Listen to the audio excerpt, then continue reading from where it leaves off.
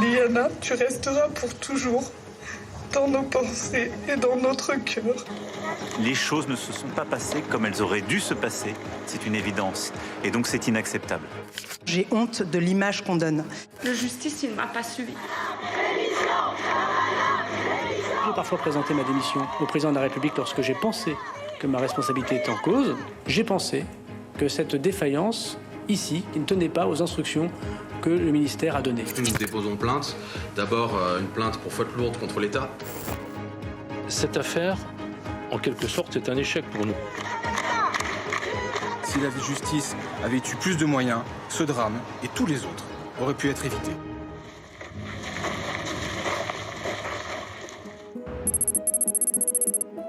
Elle avait 11 ans. Il y a 2 semaines, Liana disparaissait à Fleurance, dans le Gers. C'est devant son collège qu'elle a été vue pour la dernière fois. Son histoire bouleverse la France. Au terme de 7 jours de recherche acharnée, le corps sans vie de la petite fille est retrouvé dans ce silo à grains abandonné. À l'effroi et l'émotion de la famille, Notre petit monde tout entier s'est écroulé. Liana, pardon pour ce que tu as vécu. Nous t'aimons tellement. se mêlent la colère et l'incompréhension de tout un pays. On a suivi l'affaire depuis le début. On dort mal. C'est un cauchemar. Car dans cette affaire, chaque jour apporte son lot de révélations glaçantes et davantage d'incompréhension. Dès le 1er juin, le principal suspect, Jérôme Barella, est mis en examen et placé en détention provisoire dans ce centre pénitentiaire des Landes. Père de famille, intérimaire, ce monsieur tout-le-monde est soupçonné d'être un pédocriminel en série. Très vite, il est établi que l'homme de 41 ans était connu des services de l'État depuis 2017. Inscrit au TAJ, le fichier traitement d'antécédents judiciaires, il était visé par au moins 4 procédures pour viol et agression sexuelle sur mineurs. Des plaintes classées sans suite ou pour lesquelles il n'avait pas été interrogé. Un témoignage en particulier va faire l'effet d'une bombe. Le 9 juin, cette mère de famille décide de prendre la parole. Sa fille Rosa est l'une des victimes présumées de Jérôme Barella. Aujourd'hui, je suis là pour essayer de changer les choses et qu'il n'y a pas d'autres enfants qui souffrent comme moi je souffrais à côté de ma fille, comme je pleurais tous les soirs, que je couchais avec la culpabilité que je ne pouvais pas protéger ma fille. Plusieurs mois avant le meurtre de Liana, Audrey a déposé plainte pour viol sur son enfant âgé d'une dizaine d'années. Une plainte déposée en août 2025 contre Jérôme Barella en Haute-Garonne à Plaisance-du-Touche. Elle n'est reçue qu'en octobre 2025 par le parquet de Toulouse. C'est à ce moment-là que la petite fille est entendue et examinée. Quelques semaines plus tard, la plainte est envoyée vers le parquet d'Auch car les faits se seraient déroulés dans le Gers, au domicile du suspect. Il faut encore attendre plus d'1 mois pour que le dossier arrive sur le bureau de la procureure, puis 1 mois supplémentaire pour que la petite gendarmerie de Lectoure planifie les premiers actes d'enquête. 5 mois se sont écoulés. Entre-temps, la famille a déménagé pour protéger Rosa d'un violeur présumé, toujours en liberté. Aujourd'hui, Liana est morte. Mais je peux le dire qu'aujourd'hui, je me couche avec le fait, si je n'ai pas déménagé, peut-être ça a été ma fille. Qu'est-ce qui s'est passé si je n'ai pas parti d'Auch? Ça peut être ma fille morte. Je le culpabilité que je n'ai pas assez fait. Que je n'étais pas à la hauteur en tant que maman. Je essayé de faire tout mon possible, mais aujourd'hui, je vois que la justice ne m'a pas suivi. Dévastée par cette errance, Audrey dit avoir à maintes reprises alerté les gendarmes. J'ai appelé tous les lundis matins. Tous les lundis matins, le temps que ma fille elle était chez le psychologue. Le gendarmerie de Florence, le gendarmerie de Lectoure, le gendarmerie de Auch. Et chaque fois, j'ai eu des réponses. L'affaire, il est en cours. Mais je suis la maman de victime.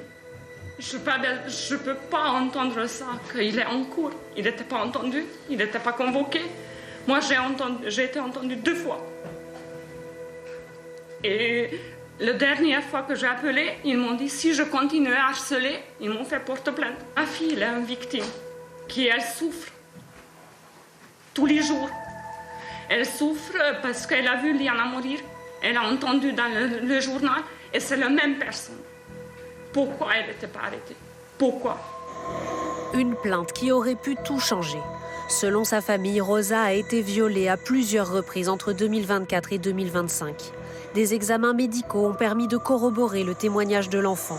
Mais dans cette affaire, Jérôme Barella n'a jamais été convoqué par les enquêteurs. Tout le monde se dédouane. Le garde des Sceaux se dédouane contre l'État. Le président dit que c'est pas un problème de moyens alors qu'il y a aussi un problème de moyens. Les magistrats disent que c'est pas de leur faute, que c'est le problème des politiques. Non, c'est un problème collectif et il est grand temps qu'il y ait un sursaut. C'est la raison pour laquelle donc, en plus de la plainte pour les dysfonctionnements du service public contre l'État pour faute lourde, nous déposons plainte contre les enquêteurs au pénal pour mise en danger de la vie d'autrui, non-assistance en personne en danger. Tous les enquêteurs qui étaient sur cette affaire, qui n'ont rien fait, qui n'ont pas interpellé ce criminel. Nous déposons plainte contre le procureur de Toulouse et le procureur d'Auch qui n'ont pas cru bon devoir donner l'instruction d'interpeller ce criminel. Et enfin, nous déposons plainte contre M. Darmanin, le garde des Sceaux. Depuis la disparition de Liana, le passé de Jérôme Barella remonte à la surface.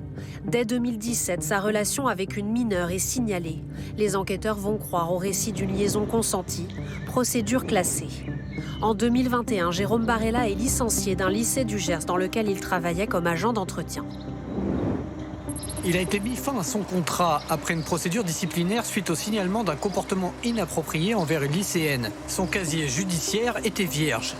Un signalement qui résonne aujourd'hui comme une occasion ratée. En 2022, une plainte est déposée pour un viol sur une fillette de 7 ans. Plainte finalement classée sans suite pour infraction insuffisamment caractérisée. En 2025, c'est une enfant de 12 ans, amie de la famille du suspect, qui dénonce des attouchements lors de soirées pyjama au domicile des Barella. Quand son père voit le visage du meurtrier présumé de Liana dans les médias, il fait tout de suite le lien avec l'agresseur dont sa fille a parlé. Il porte plainte à son tour. Ils sont allés à la piscine et qu'il lui a relevé par les fesses, ce que je n'accepte pas du tout. Moi, je ne le fais pas. Il lui a mis la main sur les fesses? Ouais, sur la fesse et au parti pour la lever, en fait, de la piscine. Et pour le réveiller le matin, il lui a caressé les fesses. C'est un truc inadmissible. J'accepte pas. Heureusement que la gendarmerie l'a attrapé en premier, je vous cache pas. Parce que si c'est moi qui l'aurais attrapé, ça se serait pas passé comme ça. Ça, c'est clair, net et précis. Désormais, le meurtrier présumé de Liana est visé par au moins 9 procédures. À Fleurance, les drapeaux restent en berne et la colère est sur toutes les lèvres. La colère sera toujours là. C'est trop gros. C'est trop, je sais pas. Il n'y a pas de mots. On ne peut pas pardonner ça.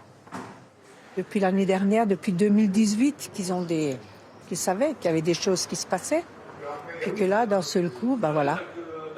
C'est malheureux d'en arriver là. Si tout avait bien fonctionné et qu'on avait pris en compte la plainte de cette dame et de son avocat, ça serait une logique. Liana serait encore vivant, à mon avis.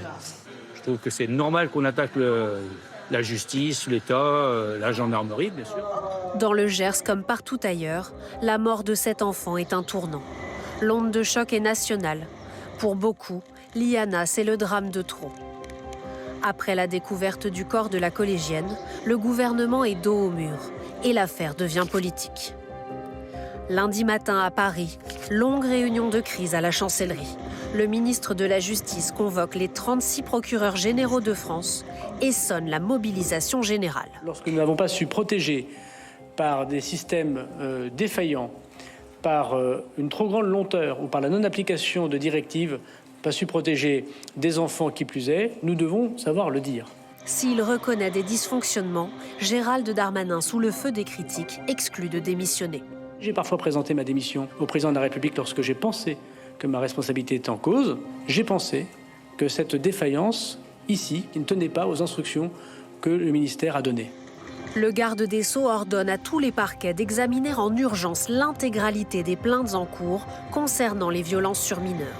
70 000 plaintes prioritaires à traiter en un mois, du jamais vu. 70 000 plaintes, alors c'est faisable d'ici le 14 juillet? Nous avons déjà commencé à lancer effectivement la revue de ces plaintes-là. Peut-être qu'il n'y a pas assez de moyens, et sans doute qu'il n'y a pas assez de moyens. Ce qu'il nous dit, c'est qu'avec les moyens que vous avez, je dirais, trouvez les moyens de faire un tri le plus pertinent possible. Mais l'indignation et la colère ne retombent pas. Le soir même, des rassemblements ont lieu dans 200 villes.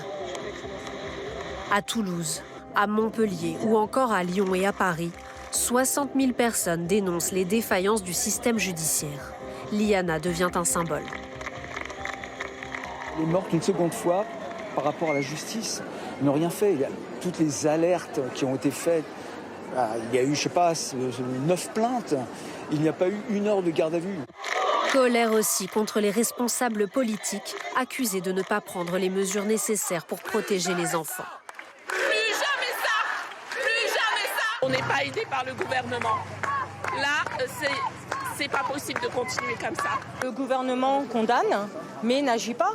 Donc là, aujourd'hui, on est tous là pour dire stop, on en a marre et on veut des réponses. Et en fait, ils attendent quoi?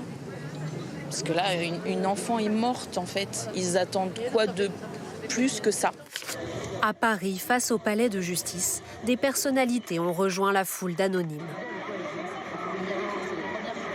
Il est essentiel de venir là, parce qu'à un moment donné, il faut remettre ce monde qui est à l'envers, il faut le remettre à l'endroit. Et ça passera par des manifestations, par des indignations, par des colères comme celles que l'on peut voir aujourd'hui et qui disent « ça suffit ». Ça suffit.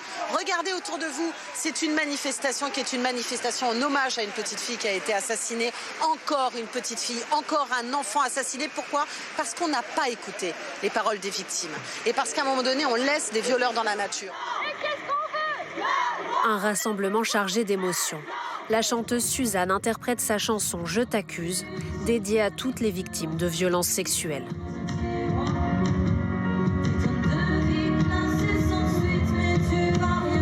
Cette mobilisation devait initialement avoir lieu place Vendôme devant le ministère de la Justice, mais la préfecture l'a interdit à la dernière minute. Il est fort probable que ce soit M. Darmanin qui ne souhaite pas nous entendre, mais vous allez voir que ce soir, s'il ne souhaite pas nous entendre, on va faire du bruit, on va faire encore plus de bruit. Déjà d'abord en hommage et en mémoire à Liana, parce que je pense que la France, elle est en deuil.